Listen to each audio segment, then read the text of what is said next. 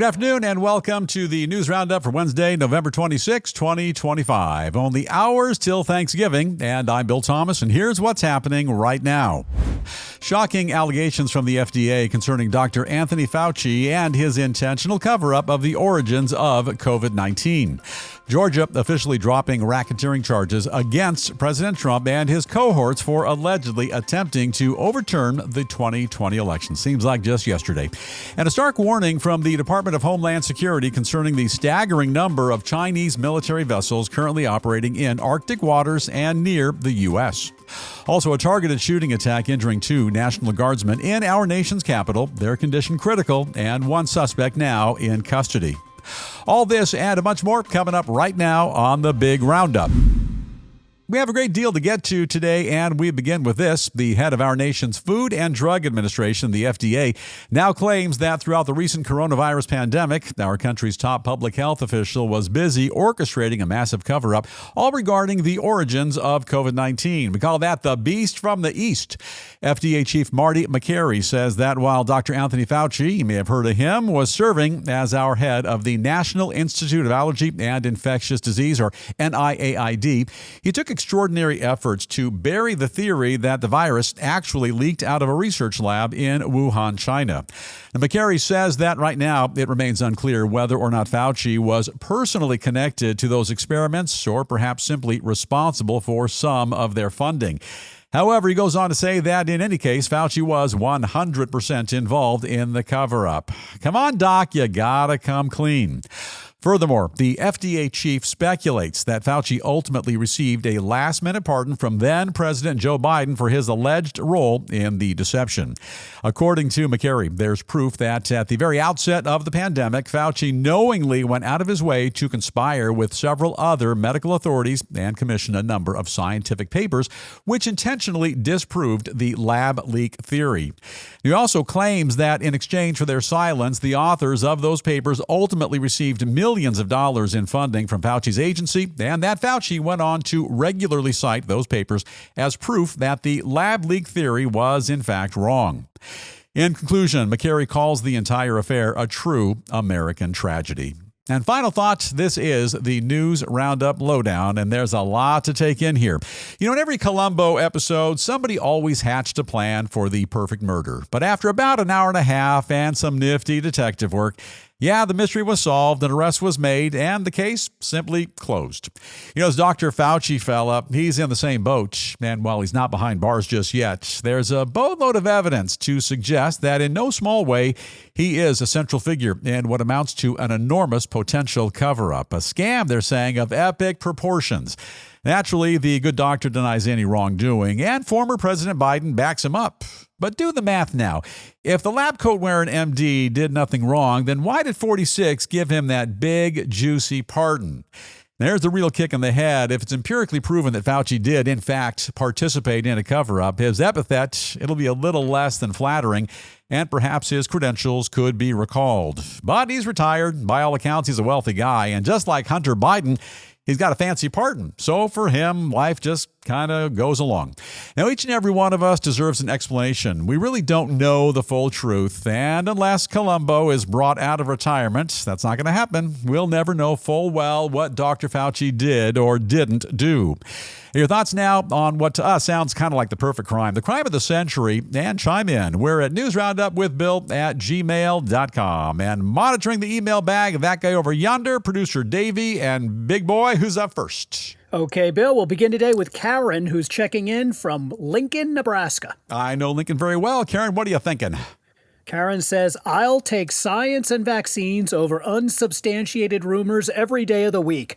If you want to ignore facts and get sick, that's on you. Yeah, nobody's ignoring any facts. Nobody's saying no go to the vaccines. We all want to be healthy. But look, Dr. Fauci, the Wuhan lab, also all the officials in China, they owe the entire world, not just the U.S., the entire world, a thorough explanation. Oh, and just one more thing.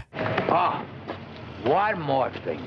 Lives were destroyed, people, they were killed, and the world was shut down for a good chunk of time. And the whole thing reeks of a big, juicy conspiracy, and we all are looking for answers, even all these years later. All right, turning now to some breaking news concerning Georgia's historic election interference case against President Trump, and of course, not just President Trump, but many of his allies. A prosecutor in the Peach State announcing that he's now officially dropping all charges against both the president and his co-defendants, putting a final nail in the coffin to all legal efforts to hold 47 accountable for allegedly attempting to overturn the results of the big 2020 election. The prosecutor says he's pulling the plug on the case because basically it would take too long to resolve all the legal issues necessary to bring it to trial, and he points to a number of constitutional questions, the Supreme Court's recent immunity ruling, and access to federal records as some of the dilemmas in his case, which would have likely been faced, and it would have been a big train wreck. Also says that in order to bring the president before a jury, he would likely have had to wait until the end of President Trump's second term, and ultimately making any further pursuit of the case illogical, extremely costly, and in his opinion, not in the best welfare of the residents of his fine state. Now, to refresh your memory, state racketeering charges, they were first filed against Trump and 18 others back in 2023. The defendants, they were accused of allegedly conspiring to interfere with and potentially change the results of Georgia's 2020 presidential election. You know, for his part, Trump's lawyer in the Georgia case says that the political persecution, or the prosecution either way, of our commander-in-chief has finally come to a long-awaited end. He goes on to say that this case should never have been brought up in the first place, and that a fair and impartial prosecutor has finally called a halt to this unnecessary lawfare. You know, it's a dog and pony show from day one. And final thought. Yeah, this is the News Roundup Lowdown, a story we've been calling for quite some time now. All those years ago, the race for the president between George W. Bush and VP Al Gore, terribly close. The life of the party, Mr. Gore, raised a bit of a fuss, but in the end, W got the job, and Gore ended up on the back nine. But golfing with Dan Quayle. Now, nobody sued Al Gore when he complained, but if Mr. Trump raises an eyebrow, all of a sudden he's a bad guy. Now, look, there's a bit more to it than that. But when the stakes are high, when the fate of the world hangs in the balance, it's important to fight back and fight hard and leave no stone unturned.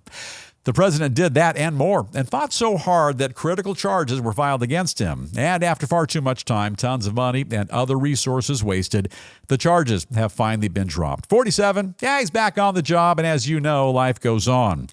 Mr. Trump is a bit of a controversial president, but he's also an effective one. He's getting the job done here at home and all over the planet. Also, he'll never have to campaign again. He is right now far from resting on his laurels.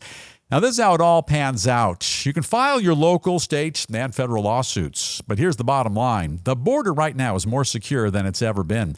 Law and order are being restored in our crime-riddled big cities, like it or not. Government waste is being eliminated, and wars all over the planet are one by one being brought to a very swift end. That sounds like a lawsuit to me. And what are you thinking? Share your thoughts with us. And we're at newsroundupwithbill@gmail.com. Davey Cakes, it's all you. Who's up? Okay, Bill, we got somebody named Tim checking in with us from Austin, Texas. Tim, share your wisdom with us from Texas. Tim says, kudos to Georgia for realizing they never had a case. Yeah. Trump is, was, and always will be innocent. And you can take that to the bank. Absolutely. I couldn't have said that better, Tim. This was nothing more than a big, juicy shakedown. A state prosecutor simply trying to get famous on the coattails of a legendary U.S. president. We call that game, set, match. And if Editor Pronov has one of those nifty chess things handy, throw it up. We also say checkmate. Either way, end of the day, the game is over. And as you know, POTUS wins the match. We're turning our attention now to an ominous warning from our friends at the Department of Homeland Security, and this one concerning the growing number of Chinese military and research vessels operating in or close to U.S. waters, and those are not kayaks. Take a look at the picture. In a new document, DHS reveals that in 2025, there was an unprecedented amount of naval activity by the Chinese Communist regime, all taking place in the nearby Arctic. Fine territory, sunshine, blue skies, and warm water. waters. Good surfing in the Arctic. Furthermore, they warn that China's rapidly expanding fleet of icebreaker ships, which can cut through frozen ice, pose a significant threat to our country's maritime sovereignty. Now, making matters worse, DHS says we're facing a number of very significant challenges which could potentially hamper our efforts to effectively counter that threat. And among them, both an extreme shortage of modern ships as well as a lack of shipbuilders to make them. That's the perfect storm. Fortunately, they go on to say that they are currently working on a plan to safeguard the area by funding, developing, and building a state-of-the-art ice-breaking fleet of our own. However, in my mind, I think it's a little too late. Too little and too late. They also say their coordinated all-hands-on-deck strategy includes a national workforce plan to jumpstart making ships right here in the U.S., along with a reinforced alliance with both Canada and Finland to protect the entire region. Yeah, we have allies over there. As the Trump administration is clear to point out, the Arctic and polar regions are becoming increasingly critical to our national security, economic prosperity, and, of course, our global leadership. Never underestimate that.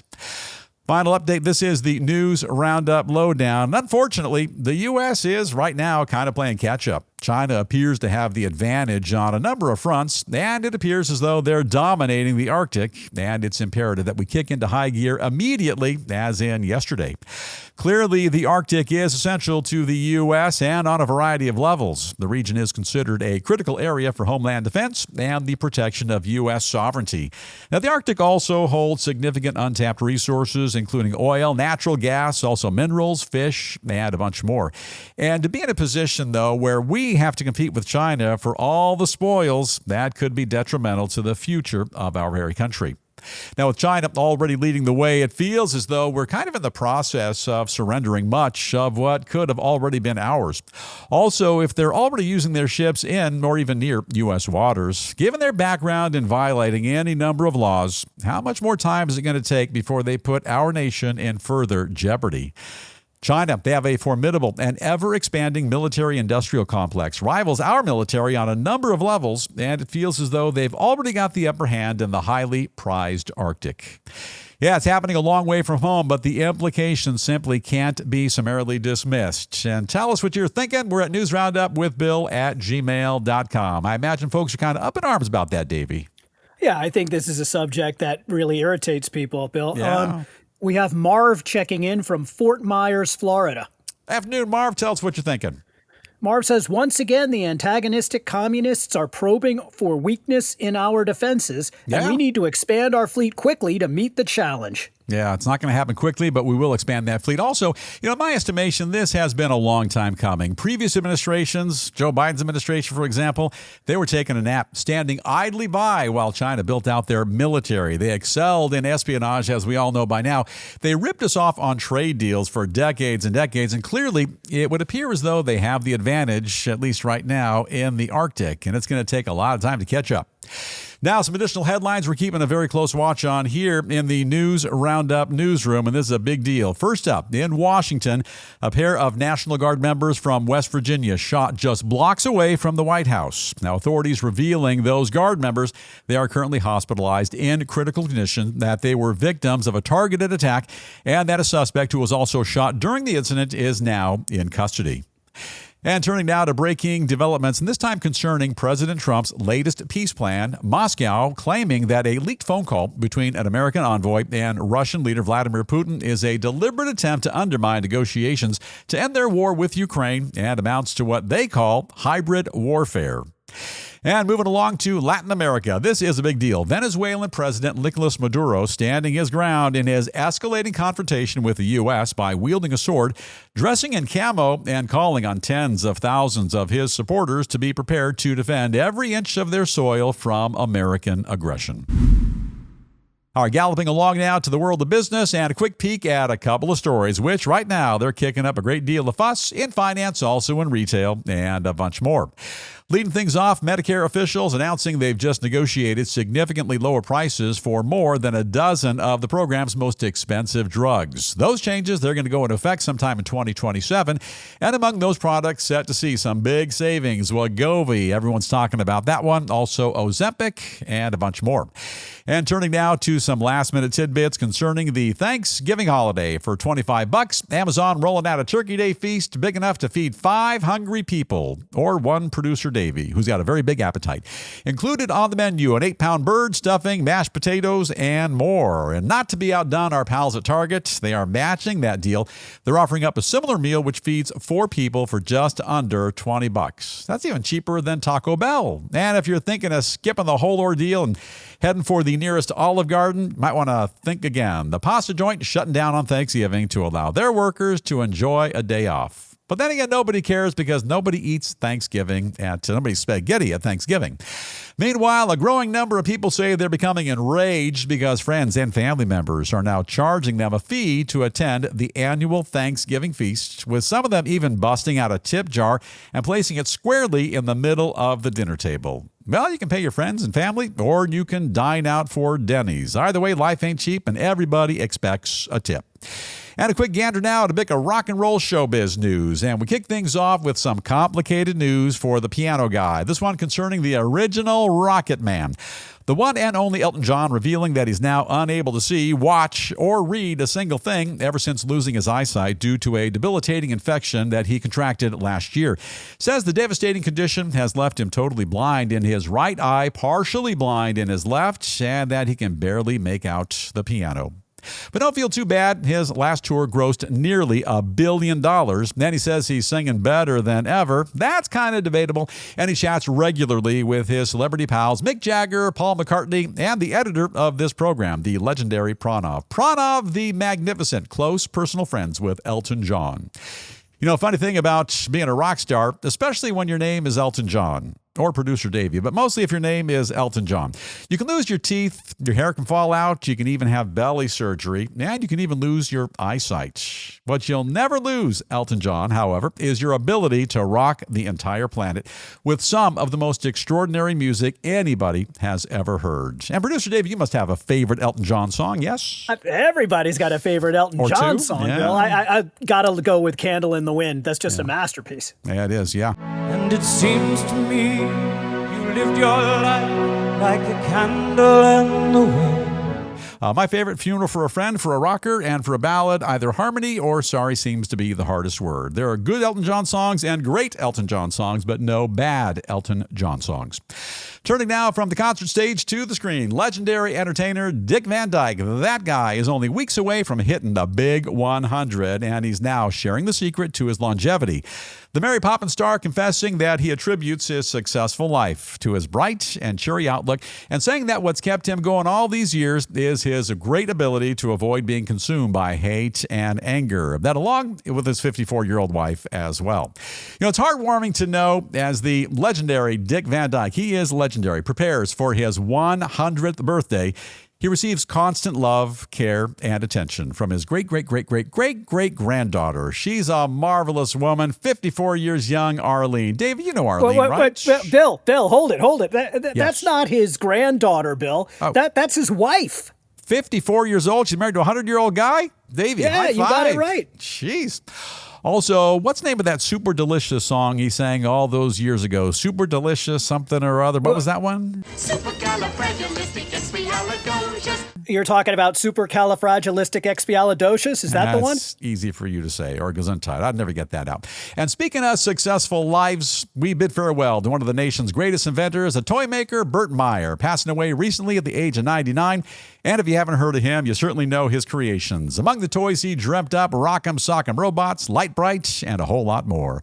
Rest in peace. Toy King, you will sorely be missed. And long before there was an Evander Holyfield and Mike Tyson, you know, there were even more well-trained boxers and Rock'em Sock'em Robots. I love that game. That was the best toy a kid on the block could ever have. No hard drives, no iPads, no earbuds, just good old-fashioned violence in a plastic boxing ring. It was the best. And if you never heard of the fabulous Light Bright, then you led a very sheltered childhood. The best toy a kid could have. So farewell to one of the best toy inventors of all time. Or as Dick Van Dyke calls him, youngster. He was 99. Dick Van Dyke is 100. And now it's time for us to call it a wrap on the Wednesday edition of the Big News Roundup. Now, before we go, as we do each and every day here on the program, we share with you a very notable quote and these inspiring words. They come to us today from the great Willard Scott, who said, "Thanksgiving just gets me all warm and tingly and all kinds of wonderful inside." Willard Scott, a legendary American weatherman, clown, and all-around entertainer who delighted audiences for decades with his charming, gregarious personality. He was also the creator and the original performer of Ronald McDonald. I didn't know that all those years ago. And time now for us to bust on out for the Thanksgiving holiday. But before we go, don't forget the News Roundup motto. Ask not what your podcast can do for you. Ask what you can do for your podcast. And all we ask you to do is look right over there and simply hit that subscribe button. And that way you never miss a single episode. Also, if it's not too much to ask over the holiday weekend, if you'd ask a friend or a family member, anybody you know to subscribe to the channel as well, that would be a great help to us and we'd sure appreciate it. And now it does look like our time is pretty much officially up. I don't know exactly because I'm not wearing a watch, but yeah, officially up. So have an awesome day today. Enjoy your Thanksgiving break. Please stay safe. Let's all continue to watch out for one another. And with that, we're going to dim the lights. We're going to fade to black, and we'll see you right back here next time.